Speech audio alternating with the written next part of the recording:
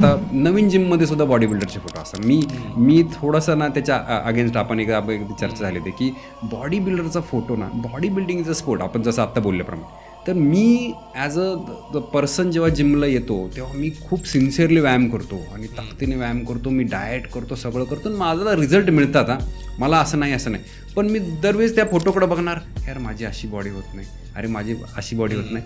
तर हे kind of ना त्या लोकांना ना थोडंसं डिप्रेसिव्ह असतं, कारण तशी बॉडी तुझी कधीच होणार नाही. कारण तो फोटो इम्पोर्ट केला आहे कुठल्या तरी फॉरेन बॉडीचा, युरोपियन त्याचं जेनेटिक आहे, मे बी त्याचं ब्लॅक जेनेटिक आहे, त्याचं स्ट्रक्चर वेगळं आहे, त्याची स्टार्टिंग जेनेटिकची वेगळी, त्याचं ट्रेनिंग वेगळं होतं, त्याचं न्यूट्रिशन वेगळं होतं. त्यांनी ॲनाबॉलिक स्टेरॉइड घेतलेत आणि तेवढी बॉडी बनवली आणि तुझं गोलच ते नाही. तू ते बघून फायदा काय? मला वाटतं जिमने सगळ्यांना तुमच्या जिममध्ये ज्यांचे ट्रान्सफॉर्मेशन झाले त्यांचे फोटो लावा आणि या सगळ्या बॉडी बिल्डरचे फोटो काढून.